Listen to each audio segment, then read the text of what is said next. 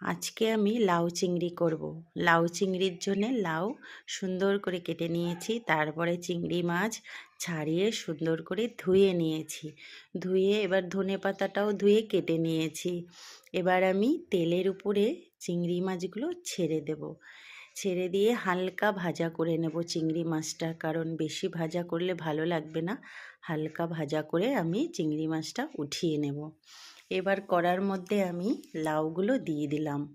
লাউগুলো দিয়ে হালকা নুন দিয়ে দিয়েছি, তোমরা যেভাবে খাও সেভাবেই দেবে, পরিমাণ মতন নুন দিয়ে দিয়েছি। আর হালকা করে একটু হলুদ দিয়ে দিয়েছি। হলুদ দেওয়ার পরে লাউগুলো দিয়ে নেড়ে চেড়ে সুন্দর করে এবার আমি ঢেকে দেব। কিন্তু এই চিংড়ি মাছগুলো দেখো সুন্দর করে ভেজে রেখেছি, হালকা ভেজেছি, তোমরা দেখতেই পাচ্ছ, হালকা করে ভেজে রেখে দিয়েছি।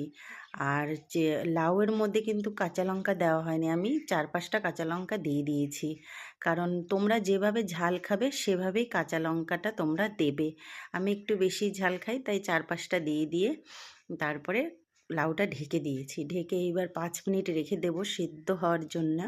সেদ্ধ হয়ে গেছে, দেখো আমার লাউটা সেদ্ধ হয়ে গেছে, জলও বেরিয়ে গেছে। এবার আমি লাউটা কি করব, নামিয়ে নেব। নামিয়ে নিয়ে এবার আমি ফোড়ন দেব। এবার কড়াইয়ের মধ্যে তেল দিয়ে দিলাম। তেলের মধ্যে দেখো আমি রাঁধুনি দিয়েছি, রাঁধুনি আর একটা শুকনো লঙ্কা আমি তেলের উপরে ছেড়ে দিলাম। এবার হালকা নাড়াচাড়া করে নেব। নাড়াচাড়া করে এবার আমি লাউগুলো দিয়ে দিলাম তেলের উপরে, দিয়ে এবার কিছুক্ষণ ফুটবে। কিছুক্ষণ ফুটে নেবে, কারণ লাউ তো আমার আগেই সিদ্ধ হয়ে গেছে, তাই না? এবার কিছুক্ষণ নাড়াচাড়া করে নিলাম। নেওয়ার পরে আমি যেই চিংড়ি মাছগুলো হালকা ভেজে রেখেছিলাম না, সেই চিংড়ি মাছটা আমি লাউয়ের মধ্যে দিয়ে দিলাম কড়ার মধ্যে। দিয়ে আবার আমি নাড়াচাড়া করে নিলাম।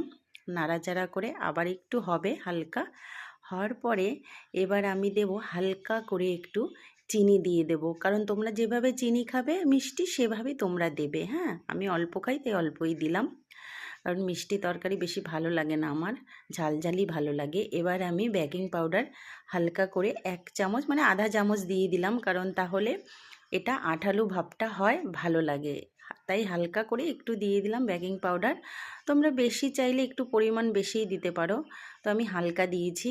দেখো আমার লাউ চিংড়ি কিন্তু হয়ে এসেছে, দেখতে পাচ্ছ?